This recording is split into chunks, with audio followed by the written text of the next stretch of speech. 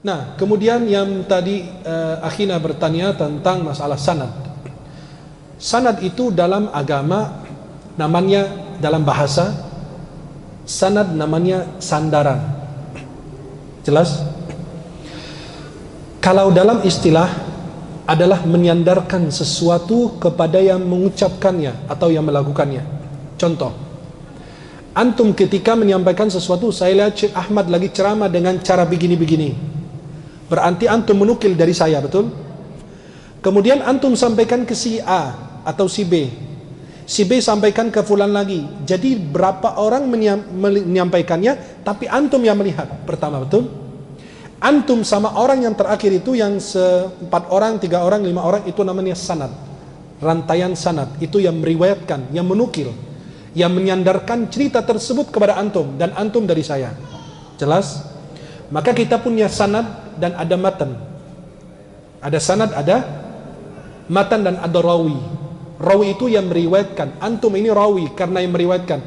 Ya, ini Rasulullah, ini Abu Hurairah, Nabi, itu yang menyampaikan matan. Innamal a'malu binniyat, itu namanya matan. Isi daripada apa yang disampaikan Rasulullah itu disebut matan. Kemudian yang meriwayatkan, yang menceritakan apa yang dia dengar dari Nabi, itu namanya rawi. Dari beliau sampai Imam Bukhari atau Imam Tirmidzi atau Imam Nasai, semua jalur itu dari fulan, dari fulan, dari fulan, itu namanya sanad.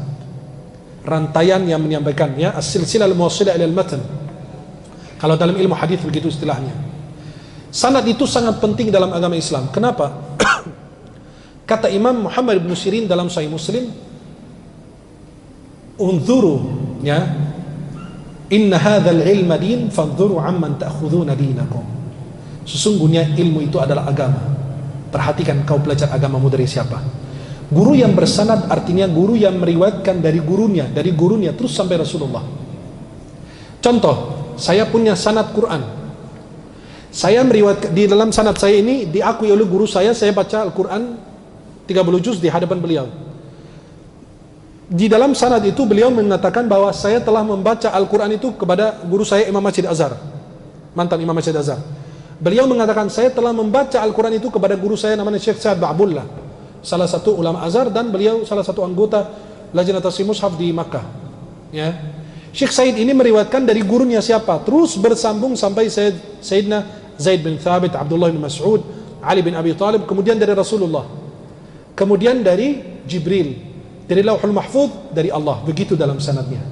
Jadi kita punya argumen yang kuat bahwa antum ini pernah duduk ngaji, pernah duduk di depan guru belajar, bukan sembarangan orang berbicara. Faham maksud ana? Dan kata ulama Abdullah bin Mubarak, laulal isnadu laqala man syaa ma syaa. Kalau bukan karena sanad, rantaian itu, riwayat-riwayat ini, perawi-perawi ini, siapapun berbicara gampang. Maka kita bisa meneliti hadis itu dari apa? Sanadnya. Kadang-kadang sanadnya sahih, matannya tidak. Kadang-kadang matannya sahih, sanadnya tidak. Ketika Imam Bukhari, Abu Muhammad bin Abdullah bin Ismail Bukhari masuk ke Irak, negara Irak, beliau dites keilmuannya karena mereka dengar Bukhari, bukan orang Arab lagi. Akhirnya dites, manggil 10 orang. Dikasih 10 orang itu 100 hadis. Berarti satu orang 10 hadis. Akhirnya mereka tukar sanad ini sama matan hadis ini, dibolak-balik semuanya. Ya, ditukar sanad-sanadnya. Ditanya Imam Bukhari, mau dicek ini orang pinter enggak, paham enggak, ngaji enggak ini? Orang hafal enggak? Akhirnya Imam Bukhari ditanya, antum tahu enggak hadis ini dari fulan Rasulullah bersabda? Kata beliau, la a'rifu, saya tidak tahu. 10 orang baca 100 hadis, kata beliau, saya tidak tahu. Mereka udah paham, Imam Bukhari ini udah ngerti. Oh, berarti hebat dia. Kata Imam Bukhari, wahai fulan, ini sanad kamu ini disambung dengan hadis ini. Ini sanadnya sambung sama ini. Dibalikin semua pada posisinya yang benar. Itulah menunjukkan kekuatan hafalan Imam Bukhari.